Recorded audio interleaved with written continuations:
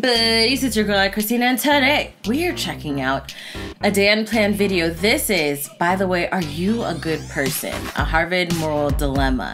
I'm interested to see, obviously Steven's gonna say something, well, maybe not obviously, this was years ago, so who knows what Steven was like back then. We'll find out, definitely for sure, if he's in this video.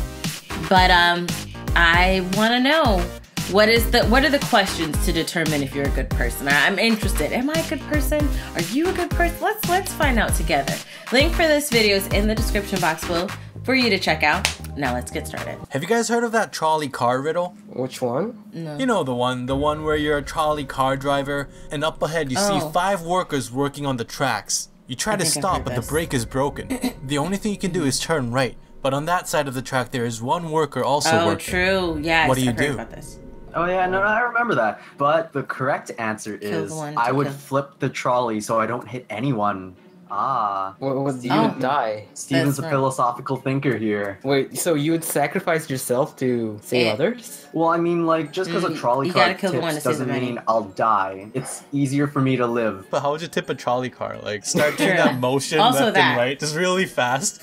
Yeah, no, like the Pirates of the Caribbean thing. Yeah, but, okay, that wouldn't work. Let's say you can't do that and you have to pick one, either 5 or 1.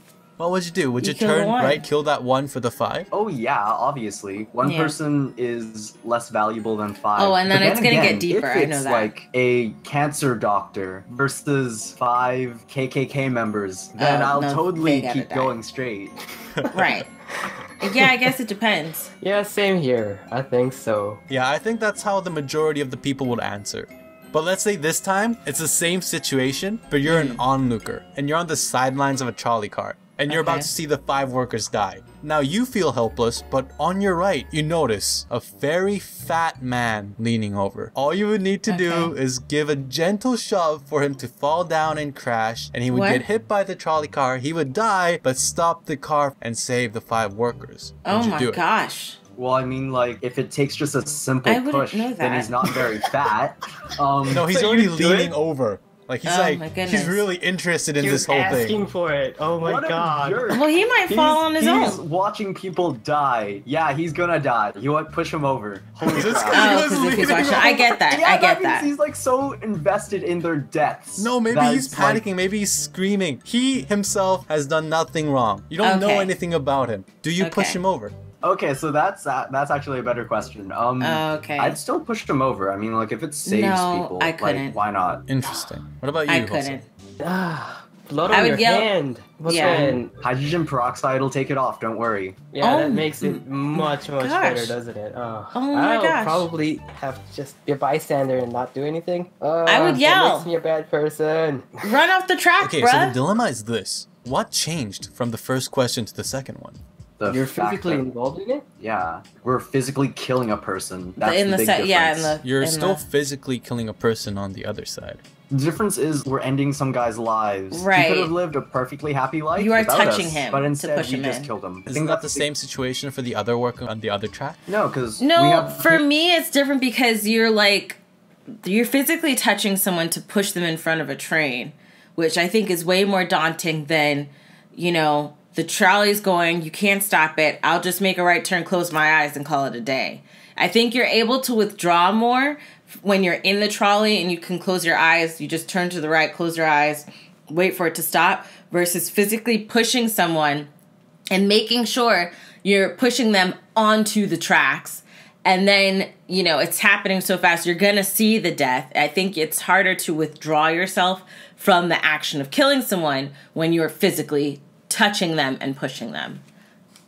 Pretty much no control over the trolley car other than going left or right. It's already gonna kill somebody. Oh, actually, wait.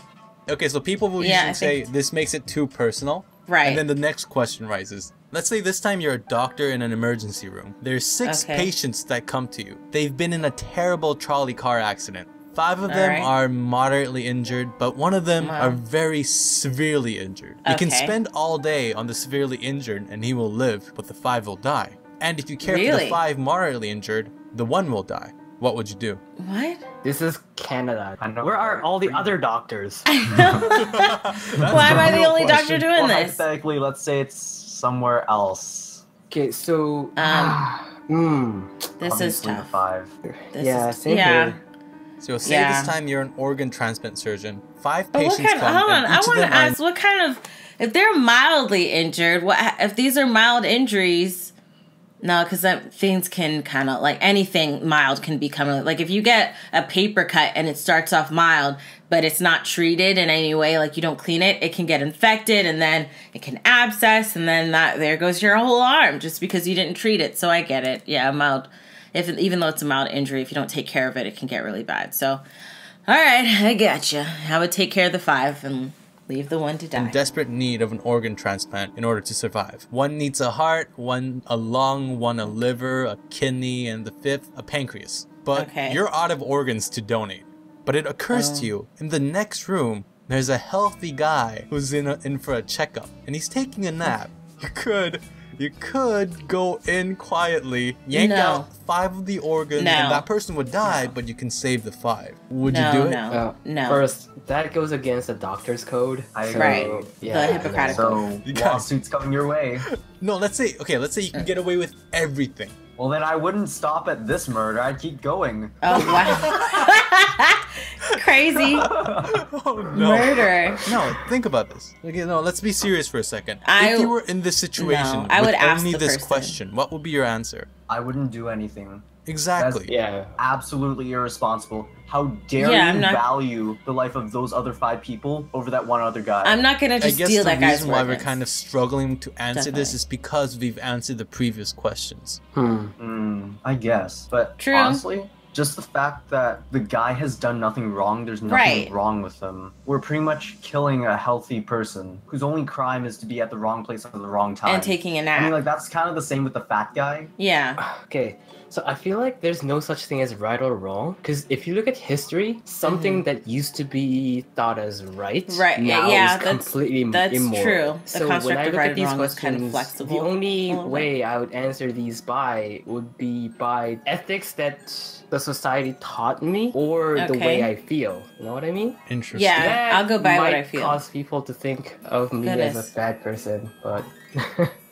You know, these questions are from a professor named Michael Sanders from Harvard University. It's his Okay. series called Justice. He has like 10 lectures about all of these moral dilemmas. I'll put the link in the description. You guys should definitely okay. check her out. To But find out, basically, it's teaching new law students that come to Harvard that life is never black or white. You know, some laws for lawyers, depend on that's the actually really situation. good. And as future lawyers and judges, one must be able to analyze all different aspects and make proper decisions. yeah. Do you get it? Because I freaking don't. Before they... So yeah, no, definitely the law. No, I get it, because you want to be able to look at things at all angles before you just judge someone and lock someone away. Unfortunately, there's still a huge percentage of people that are treated unfairly because of the way they look and not because of the actual crime that's being pursued or happened. So it's a good start, I guess, in regards to, for the people who actually want to learn, this is good for them. But some people have their own agendas, so it's not going to matter to those people. But for the people that are there to learn and to take in knowledge and learn how to be a good judge, be a good lawyer, and who actually want to uphold the law and actually want to protect people, actually want to help people, I think this is good to have that mindset and qualify a situation to kind of understand it. I guess less to find out right and wrong and more to understand the situation. I do think to some degree there is still right or wrong, but I do agree that things that were wrong before are right now and things that were right before are wrong now. And it is societal changes, cultural differences, religious things, all of that encumbered into one thing. It's a very fluctuating bubble that will continue to fluctuate through the end of time.